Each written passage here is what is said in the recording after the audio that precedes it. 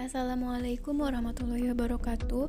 Kami dari kelompok 5 yang beranggotakan Iska Jumanti, Cindy, Ina Nurliana, Nanda Sylvia, dan Rosalia akan menjelaskan tentang hak asasi manusia.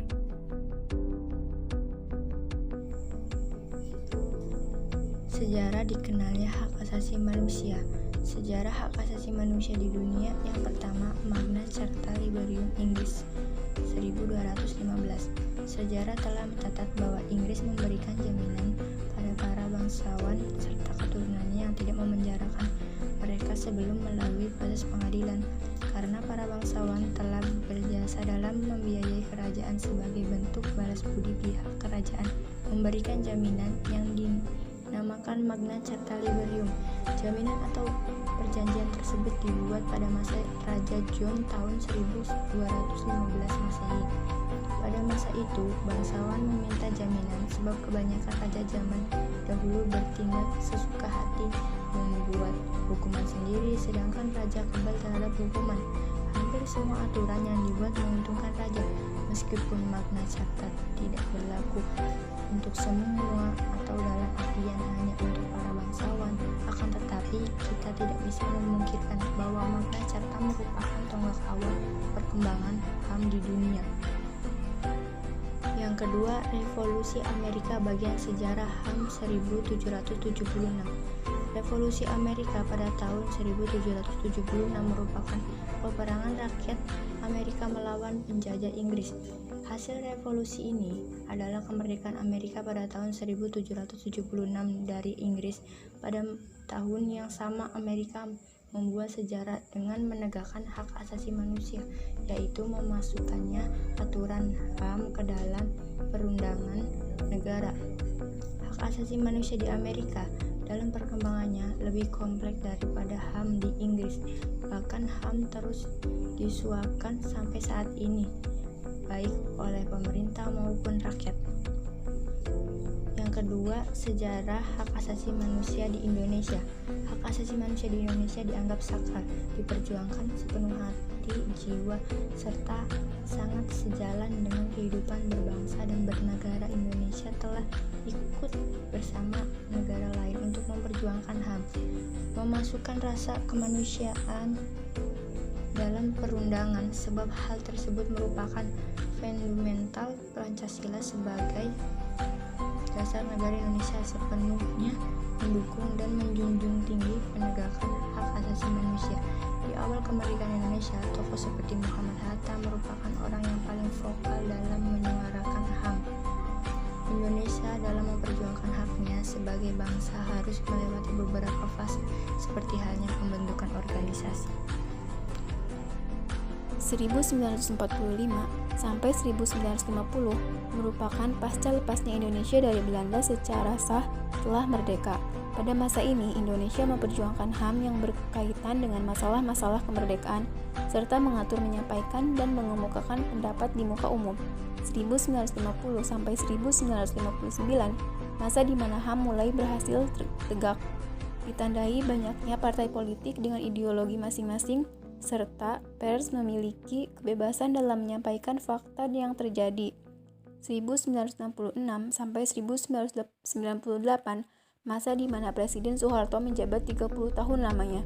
Pada masa pemerintahan ini bersifat defensif serta pers tidak diberikan ruang untuk bergerak. Di masa ini juga banyak terjadi pelanggaran-pelanggaran HAM.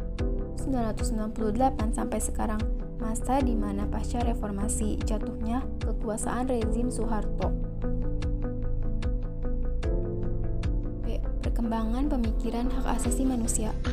Generasi pertama berpendapat bahwa pemikiran HAM hanya berpusat pada bidang hukum dan politik. Fokus pemikiran HAM generasi pertama pada bidang hukum dan politik disebabkan oleh dampak dan situasi Perang Dunia II, totalitarisme, dan adanya keinginan negara-negara yang baru merdeka untuk menciptakan suatu tertib hukum yang baru. Generasi kedua, pemikiran HAM tidak saja menuntut hak yuridis, melainkan juga hak-hak sosial, ekonomi, politik, dan budaya. Jadi pemikiran HAM generasi kedua menunjukkan perluasan pengertian konsep dan cakupan hak asasi manusia. Pada masa generasi kedua, hak yuridis kurang mendapat penekanan, sehingga terjadi ketidakseimbangan dengan hak sosial budaya, hak ekonomi, dan hak politik. Generasi ketiga sebagai reaksi pemikiran HAM generasi kedua. Generasi ketiga menjanjikan adanya kesatuan antara hak ekonomi, sosial, budaya, politik, dan hukum dalam suatu keranjang yang disebut dengan hak-hak melaksanakan pembangunan. Dalam pelaksanaannya, hasil pemikiran HAM generasi ketiga juga mengalami ketidakseimbangan, di mana terjadi penekanan terhadap hak ekonomi.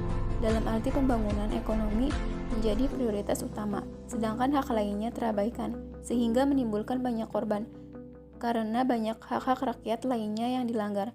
Generasi keempat yang mengkritik peranan negara yang sangat dominan dalam proses pembangunan yang terfokus pada pembangunan ekonomi dan menimbulkan dampak negatif seperti diabaikannya aspek kesejahteraan rakyat. Selain itu, program pembangunan yang dijalankan tidak berdasarkan kebutuhan rakyat secara keseluruhan, melainkan memenuhi kebutuhan sekelompok elit. Pemikiran HAM generasi keempat dipelopori oleh negara-negara di kawasan Asia yang pada tahun 1983 melahirkan Deklarasi Hak Asasi Manusia yang disebut Declaration of the Basic Rights of Asia People and Government. Pemikiran HAM dunia bermula dari Magna Carta. Pada umumnya, para pakar di Eropa berpendapat bahwa lahirnya HAM di kawasan Eropa dimulai dengan lahirnya Magna Carta yang antara lain memuat pandangan bahwa raja yang tadinya memiliki kekuasaan absolut menjadi dibatasi dengan kekuasaannya dan mulai dapat diminta pertanggungjawabannya di muka hukum. Mansur Effendi 1994. The American Declaration. Perkembangan HAM selanjutnya ditandai dengan munculnya The American Declaration of Independence yang lahir dari paham Rousseau dan Montesquieu. Mulailah dipertegas bahwa manusia adalah merdeka sejak di dalam perut ibunya, sehingga tidaklah logis bila sesudah lahir ia harus dibelenggu. The French Declaration.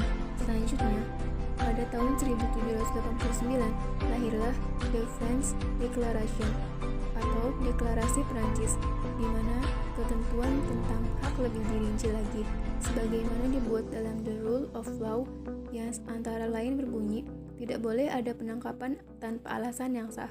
Dalam kaitan itu, berlaku prinsip presumption of innocence, artinya orang-orang yang ditangkap kemudian ditahan dan dituduh berhak dinyatakan tidak bersalah sampai ada keputusan pengadilan yang berkekuatan hukum tetap yang menyatakan ia bersalah. The Four Freedom. Ada 4. Hak kebebasan berbicara dan menyatakan pendapat, hak kebebasan memeluk agama dan beribadah sesuai dengan ajaran agama yang diperlukannya, hak kebebasan dari kemiskinan dalam pengertian setiap bangsa berusaha mencapai tingkat kehidupan yang damai dan sejahtera bagi penduduknya, hak kebebasan dari ketakutan yang meliputi usaha pengurangan persenjataan sehingga tidak satupun bangsa berada dalam posisi berkeinginan untuk melakukan serangan terhadap negara lain. Mansur Effendi 1994. Perkembangan pemikiran HAM di Indonesia. Pemikiran HAM periode sebelum kemerdekaan yang paling menonjol pada Indische Partij adalah hak untuk mendapatkan kemerdekaan serta mendapatkan perlakuan yang sama. Sejak kemerdekaan tahun 1945 sampai sekarang di Indonesia telah berlaku 3 undang-undang dasar dalam 4 periode, yaitu periode 18 Agustus 1945 sampai 27 Desember 1949 berlaku Undang-Undang Dasar 1945, periode 27 Desember 1949 sampai 17 Agustus 1950 berlaku Konstitusi Republik Indonesia Serikat, periode 17 Agustus sampai 5 Juli 1959 berlaku Undang-Undang Dasar 1950, periode 5 Juli 1959 sampai sekarang berlaku kembali Undang-Undang Dasar 1945. Selanjutnya, pengertian hak asasi manusia. Yang pertama, menurut John Locke, hak asasi manusia adalah hak yang langsung diberikan Tuhan kepada manusia sebagai hak yang dikodrati. Oleh sebab itu, tidak ada kekuatan di dunia ini yang bisa mencabutnya. HAM memiliki sifat yang mendasar dan suci. Yang kedua, menurut Jane Matterson, Pengertian HAM adalah hak-hak yang ada pada setiap manusia, yang tanpanya manusia mustahil hidup sebagai manusia.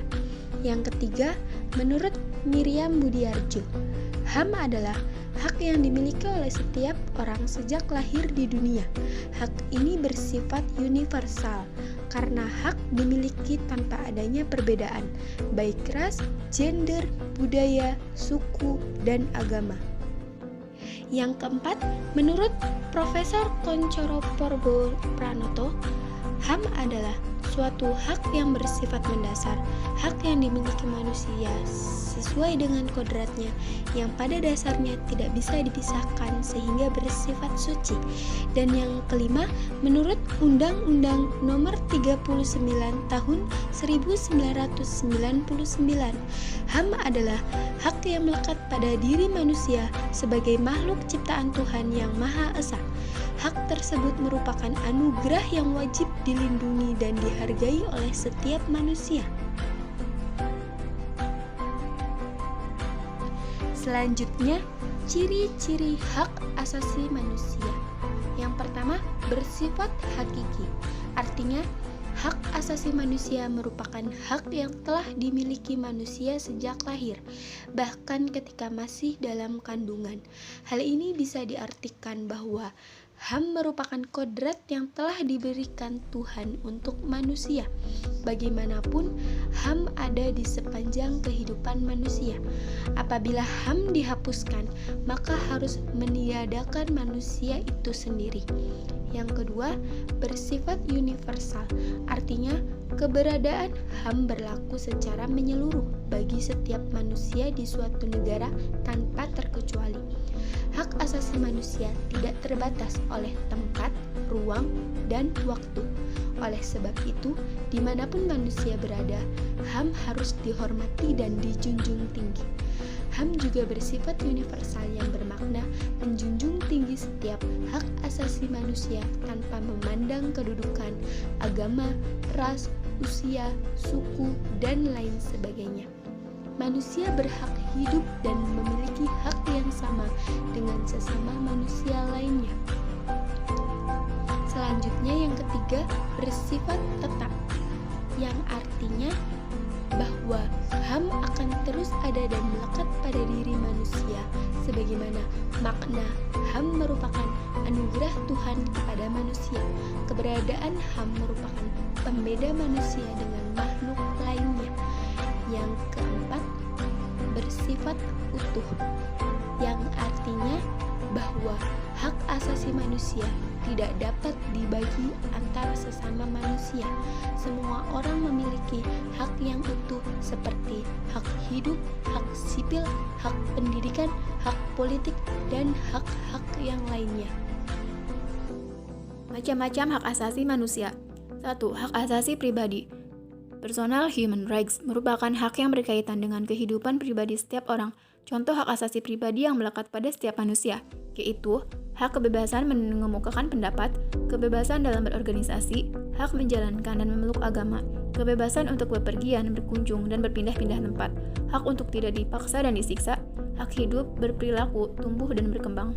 2. Hak asasi politik, political rights, adalah hak yang dimiliki seseorang dalam lingkup politik. Contoh hak asasi dalam lingkup politik yaitu hak memilih dalam pemilihan, misalnya pemilihan presiden, mendirikan partai politik, hak dipilih dalam pemilihan, misalnya pemilihan ketua RT, diangkat dalam jabatan pemerintahan, kebebasan dalam kegiatan pemerintahan, hak memberikan usulan-usulan atau pendapat yang berupa usulan petisi. 3. Hak asasi peradilan, procedural rights, merupakan hak untuk memiliki perlakuan yang sama ketika dalam acara pengadilan. Contoh hak asasi dalam peradilan yaitu menolak digeledah tanpa adanya surat penggeledahan, hak untuk mendapatkan hal yang sama dalam berlangsungnya proses hukum, baik itu penyelidikan, penggeledahan, penangkapan, dan penahanan, mendapatkan pembelaan dalam hukum, memperoleh kepastian hukum, mendapatkan perlakuan adil dalam hukum. 4. Hak asasi sosial budaya. Manusia dilahirkan sebagai makhluk sosial di masyarakat. Dalam kehidupan di masyarakat, setiap manusia memiliki hak yang berkaitan dengan kemasyarakatan. Contoh hak asasi dalam lingkup sosial budaya yaitu mendapatkan pendidikan yang layak, mengembangkan mengembangkan bakat dan minat, memperoleh jaminan sosial, hak untuk berkomunikasi, hak untuk memilih, menentukan pendidikan. 5. Hak asasi hukum, legal equality rights. Setiap manusia mendapatkan hak yang sama dalam hukum dan pemerintahan. Contoh hak asasi terkait hukum yaitu hak yang sama dalam proses hukum, mendapatkan layanan dan perlindungan hukum, hak dalam perlakuan yang adil atau sama dalam hukum, hak mendapatkan dan memiliki pembelaan hukum pada peradilan. 6. Hak asasi ekonomi, property rights. Hak asasi menyangkut ekonomi berarti bahwa setiap manusia mempunyai hak untuk melakukan aktivitas ekonomi berupa membeli, menjual, serta memanfaatkan sesuatu yang memiliki daya jual. Contoh hak asasi ekonomi yaitu kebebasan dalam membeli sesuatu, kebebasan mengadakan dan melakukan perjanjian kontrak, memiliki pekerjaan yang layak, kebebasan melakukan transaksi, hak memiliki sesuatu, hak untuk menikmati SDA. Selanjutnya, undang-undang yang mengatur tentang hak asasi manusia. 1. Pasal 28A mengatur tentang hak hidup yang berbunyi, setiap orang berhak untuk hidup serta berhak mempertahankan hidup dan kehidupannya. 2. Pasal 28B ayat 1 dan 2 mengatur tentang hak berkeluarga. Ayat 1 berbunyi, setiap orang berhak membentuk keluarga dan melanjutkan keturunan melalui perkawinan yang sah. Ayat 2 berbunyi, setiap anak berhak atas kelangsungan hidup, tumbuh, dan berkembang, serta berhak atas perlindungan dari kekerasan dan diskriminasi. 3. Pasal 28C ayat 1 dan 2 mengatur tentang hak memperoleh. Ayat 1 berbunyi, setiap orang berhak mengembangkan diri melalui pemenuhan kebutuhan dasarnya, berhak mendapat pendidikan dan memperoleh manfaat dari ilmu pengetahuan dan teknologi, seni, dan budaya demi meningkatkan kualitas hidupnya dan demi kesejahteraan umat manusia. Ayat 2 berbunyi, setiap orang berhak untuk memajukan dirinya dalam memperjuangkan haknya secara kolektif untuk membangun masyarakat, bangsa, dan negaranya. 4. Pasal 28D ayat 1-4 mengatur tentang hak kebebasan beragama. Ayat 1 berbunyi, setiap orang berhak atas pengakuan, jaminan, perlindungan, dan kepastian hukum yang adil, serta perlakuan yang sama di hadapan hukum. Ayat 2 berbunyi, setiap orang berhak bekerja serta mendapat imbalan dan perlakuan yang adil dan layak dalam hubungan kerja. Ayat 3 berbunyi, setiap warga negara berhak memperoleh kesempatan yang sama dalam pemerintahan. Ayat 4 berbunyi, setiap orang berhak atas status kewarganegaraan. 5. Pasal 28E ayat 1 dan 2 mengatur tentang kebebasan memeluk agama. Ayat 1 berbunyi, setiap orang bebas memeluk agama dan beribadat menurut agamanya, memilih pendidikan dan pengajaran, memilih pekerjaan, memilih kewarganegaraan, memilih tempat tinggal di wilayah negara dan meninggalkannya, serta berhak kembali. Ayat 2 berbunyi, setiap orang atas kebebasan meyakini kepercayaan, menyatakan pikiran dan sikap sesuai dengan hati nuraninya. 6. Pasal 28F mengatur hak komunikasi dan informasi yang berbunyi, setiap orang berhak untuk berkomunikasi dan memperoleh informasi untuk mengembangkan pribadi dan lingkungan sosialnya, serta berhak untuk mencari, memperoleh, memiliki, menyimpan, mengolah, dan menyampaikan informasi dengan menggunakan segala jenis saluran yang tersedia. 7. Pasal 28G ayat 1 dan 2 mengatur tentang kesejahteraan dan jaminan sosial. Ayat 1 berbunyi, setiap orang berhak atas perlindungan diri pribadi, keluarga, kehormatan, martabat, dan harta benda yang di bawah kekuasaannya, serta berhak atas rasa aman dan perlindungan dari ancaman ketakutan untuk berbuat atau tidak berbuat sesuatu yang merupakan hak asasi. Ayat 2 berbunyi, setiap orang berhak untuk bebas dari penyiksaan dan perlakuan yang merendahkan derajat martabat manusia dan berhak memperoleh suaka politik dari negara lain. Kasus pelanggaran HAM di Indonesia. Yang pertama, kasus tragedi Partai Komunis Indonesia pada tahun 1965 sampai 1966.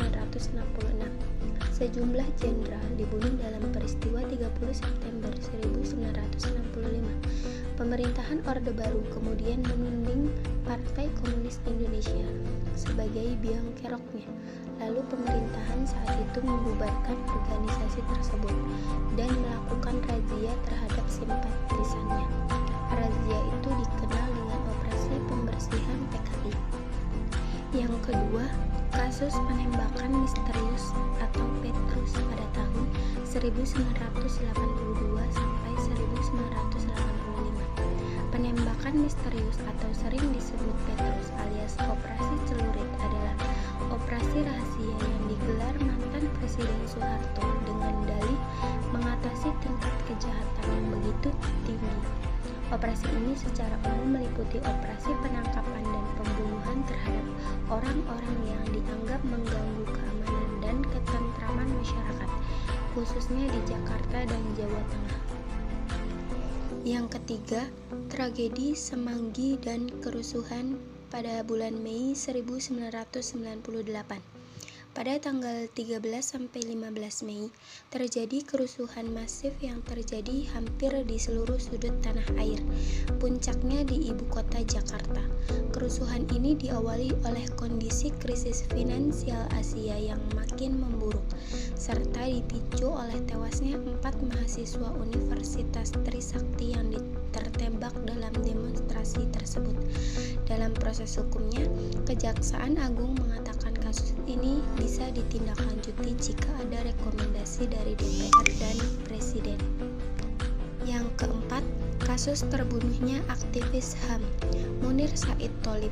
Munir ditemukan meninggal di dalam pesawat jurusan Jakarta-Amsterdam pada tanggal 7 September 2004. Saat itu ia berumur 38 tahun. Munir adalah salah satu aktivis HAM paling vokal di Indonesia. Jabatan terakhirnya adalah Direktur Eksekutif Lembaga Pemantauan Hak Asasi Manusia Indonesia Imparsial saat menjabat Dewan Kontras. Namanya melambung sebagai seorang pejuang bagi orang-orang hilang yang diculik pada masa itu. Yang kelima, tragedi Wamena berdarah pada 4 April 2003. Tragedi ini terjadi pada pukul 1 waktu Papua. Sekelompok massa tak dikenal membobol gudang senjata markas Kodim dan menyerang menewaskan 2 anggota Kodim, yaitu Letu TNI AD, Napi Tulpulu dan prajurit Ruben Kana. Sekelompok penyerang diduga membawa lari sejumlah pucuk senjata dan amunisi. Kasus pelanggaran hak asasi manusia di dunia. Yang pertama, rezim Benito Mussolini di Italia. Rezim otoriter pernah berkuasa di Italia sejak 1924. Aktor utamanya adalah Benito Mussolini, pemimpin paham fasisme di Italia. Mussolini memerintah di Italia dalam periode 1924 sampai 1943. Selama 19 tahun dalam masa pemerintahannya, ia dikenal sebagai seorang pemimpin otoriter dan tidak segan membunuh orang-orang yang tidak sepaham dengannya. Kekejaman Mussolini ini berlaku kepada siapapun tanpa pandang bulu. Yang kedua, rezim Adolf Hitler di Jerman.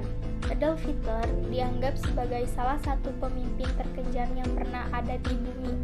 Hitler yang merupakan pimpinan Nazi di Jerman pada medio 1930-an terlibat dalam salah satu contoh pelanggaran HAM berat. Ia melakukan banyak kejahatan kemanusiaan, seperti menangkap tokoh-tokoh politik yang menentangnya dan melakukan pembasmian pada orang-orang Yahudi. Hitler dikenal sebagai anti-Yahudi. Yang ketiga, konflik Israel dan Palestina. Sengketa Israel dan Palestina menjadi salah satu konflik berkepanjangan.